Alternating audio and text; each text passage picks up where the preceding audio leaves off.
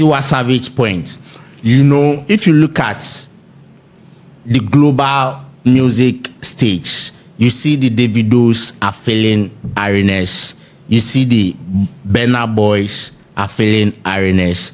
You see Tiwa Savage herself filling global and international arenas.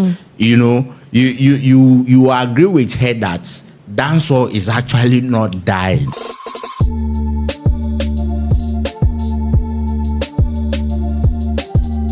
Tiwa Savage is also saying something about not being happy being African. Now, the singer, the Nigerian singer Tiwa Savage has shut down claims that Afrobeats is currently having its worst performance in 2 decades. Now, reputable music executives like Paulo Koye, Eke Paulo, and DJ Big N, they have claimed that Afrobeat is declining in separate interviews and social media posts. However, speaking at Unstoppable Africans event recently, Savage boasted that Afrobeat is unstoppable. She also argued that contrary to claims that the genre was declining, it is gaining more grounds on charts and tours. And she spoke about the cultural impact of Afrobeat, recalling that she used to be unhappy about being an African growing up in London, but the positive image Afrobeat is given the continent has made her become proud of her race. And she also noted that Afrobeat has achieved a lot despite not having enough support structure or infrastructure. And she said Afrobeat is the fastest growing genre in the world. We kind of created it with nothing, no support, no infrastructure, no real belief, even from our own people initially. I remember growing up in London and I was not happy being African, but now I'm so proud because of how big Afrobeat is growing. Now, I think people used to not be so proud to talk about their African descent, and it was quite common. It wasn't that common for you to see people bragging about their African origin. Let me even use that. Their African origin. They didn't want to be identified with any African country because they were probably not born in that African country or they didn't grow up in that African country. But of course, they are Africans. So, but now it has sort of become cool to be African. I don't know if you guys understand, but as somebody who frequent social media a lot and I come across views of different people, especially Africans in the diaspora, I have realized that it has become some way cool to be African now. Everybody wants to be associated with one African country or the other, especially West African countries. And when I talk about West African country, mostly Nigeria, Ghana, Cote d'Ivoire, you know, and Cameroonians also, they are very, very, very huge there. So I think I side with Tiwa Savage and on this one. But let me start with Teacher Ima, because he is an Africanist. As for him, the anything African champion the cause. Yes. Wow. So let me come to him. Why do you think lots of Africans abroad sort of struggle with their African identity and pride? Because taking Tiwa Savage, for example, she was also in the same pot, but then now gradually she is no longer. Yes. So she grew up in London. Yeah. Yes, and now she's back to Nigeria. Yeah. And she's doing music, and there are a lot of Tiwa Savages out there.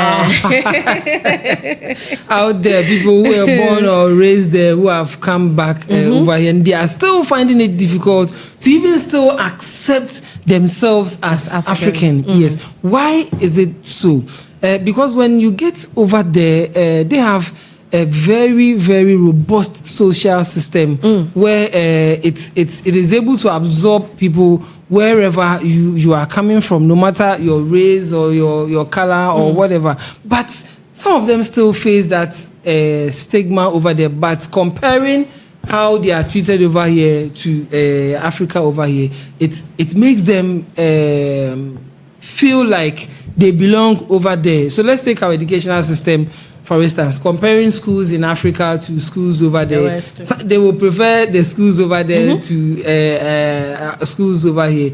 Our social system, our social support system, compare what they have there to what we have over here. They would always go for what they have over there. So always, they will still feel European more than being African. But at the end of the day, when you die, where are you going to be buried? You are still going to be brought home to your roots. Nowadays they buy lands there, they get buried there. They buy lands there, okay. But still, you are an African. You can't run away from the fact that you are an African. And then the point that she's saying that Afrobeat is declining is where I no, she's actually defending it because there are people who are saying Afrobeat is declining. Afrobeat is a genre that is even growing. It is gaining more momentum. It is even recruiting more people into it. Let's take our country for instance. There are lots of us, when you ask them, oh, me Afrobeat, almost everybody is now doing Afrobeat because it is the thing right now. Everybody is glued to it. So I see Afrobeat is never declining. It's now gaining momentum, and very soon the whole world, even now, the whole world has come to get to know of Afrobeat. So she's an individual. She holds her own opinion. So probably she knows why she's saying all of this things. So she's entitled to her own opinion. Okay, Rapasta. Do you also think artists also play a role in restoring, the African pride, especially with how we have lots of African artists breaking through globally? Oh yeah. So in relation to what Tiwa is saying, I don't agree with those who think Afrobeats is dying. I don't. What I can say to that, first of all, I want to agree with Tiwa Savage that Afrobeat is not dying. You understand? And in my defense, I want us to look at what is happening right now. The reason why those critics may think that Afrobeat is dying, possibly they are paying too much attention to dancehall. If you look at only one window, that's what you're going to come up with. The reason being, from last year 2024 to our current season 2025, dancehall has done very well. With the release of Vibes Cartel into the system, and with work Shatta is doing from the angle of Africa, dancehall has been very vibrant, But you see, if I monitor the showbiz or the music industry globally, what I'm going to say is that I will put dancehall at number 1 and then Afrobeat at number 2. And then you have the list goes down. We have other genres like reggae go down. We have jazz. We have even the American hip hop is still going, is below Afrobeat. So if you look at the trend with dancehall being number 1 and Afrobeat being number 2, doesn't mean that Afrobeat is dying. You understand? If you're number 2 on a world charts, it doesn't mean that you are dying. Okay. Yeah, it doesn't mean you are dying. It just means that dancehall, the players or the stakeholders of dancehall are doing something extraordinary, with what Vibes Cartel is doing right now. So now let me come to Tiwa Savage point. If you look at the global music stage, you see the Davidos are filling arenas. You see the Burna Boys are filling arenas. You see Tiwa Savage herself filling global and international arenas. You agree with her that dancehall is actually not dying. It is just Afrobeats. Afrobeat is not dying. It is just having a competition with dancehall. Dancehall is giving Afrobeat a great competition at the moment. Okay. So if I place Afrobeat at number 2 globally, I don't think that means that Afrobeat is dying. Alright. You know. Okay, Willie, share your thoughts on this one. Let's wrap up. Let's have your matter, please. I've lost. Now the conversation has gone so many places. I've forgotten the subject matter.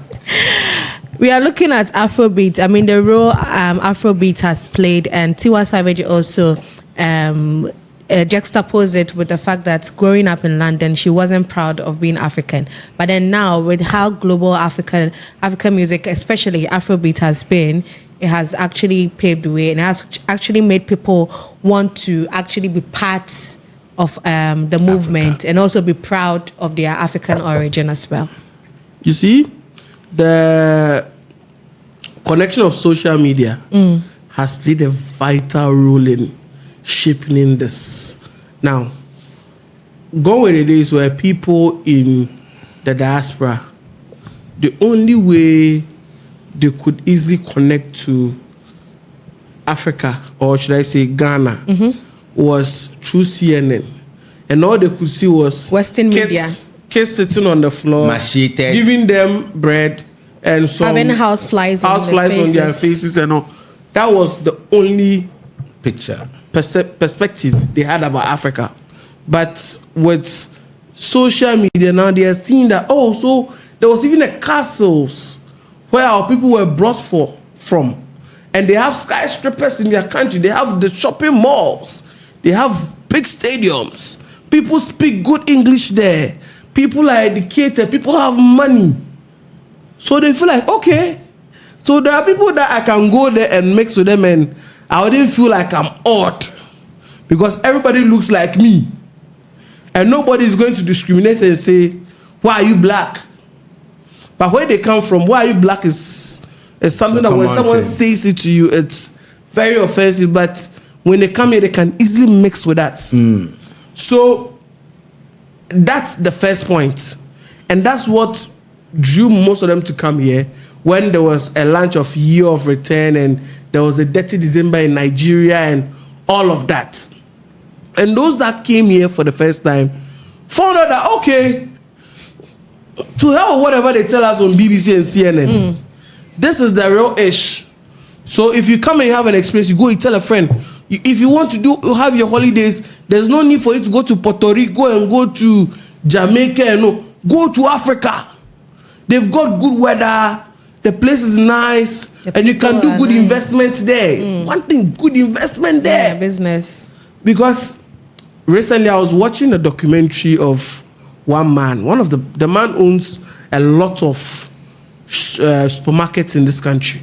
Like we most Ghanaians use the supermarket. And it was like when they first came from Lebanon, they were broke people. They came here to beg for money, but when they got here, they found out they saw a lot of. They found out there were things in their country that when they came here, people didn't have. So they were the first to establish those jobs, and now they are rich. Yeah, their lineage is rich. Yeah, their lineage is rich. So most people from diaspora come and they're like, there's a job in the States that people are not earning enough money out of it, but it's someone's daily 9 to 5. If I bring it to Africa and I'm able to change the currency and all of that, I'm making tons of money.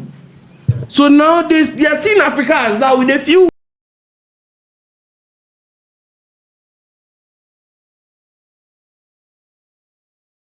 To say you're African, you are cool. Yeah, it's now very cool to be African. Because Africans have fertile lands to plant and enter farming. Africans have gold. Africans have oil. We have music. They have music. So there's no everywhere they want to invest. But when you come to Africa, can do it because it is there. That's the market. That's it. And our taxing systems are not too stiff like those countries. So now they feel it's cool to be African.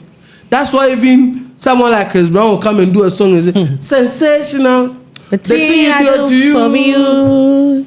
But some years ago, he wouldn't do that.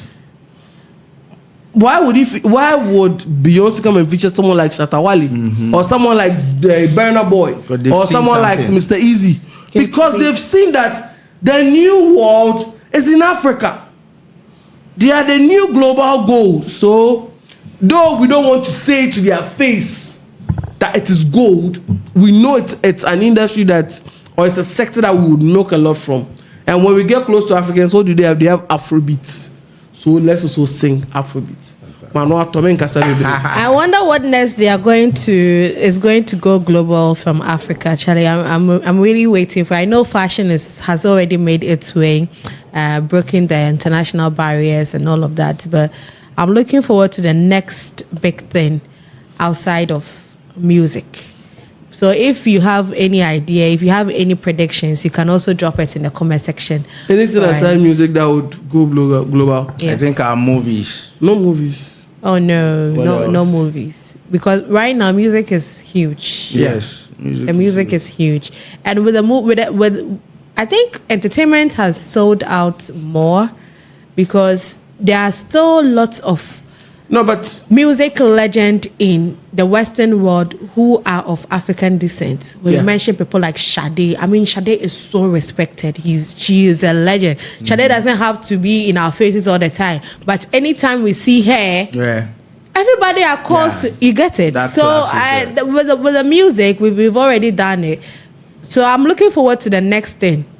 I don't know if it's going to be food. No, I don't know. I don't think it will be food. Something. But there's going to be something because we didn't see this one coming. Yeah. We didn't see this one coming. Or maybe the next time they are moving to Asia. I know. The Asians have also moved to Africa. They are. No. I don't know if you've seen. Going for national science and maths.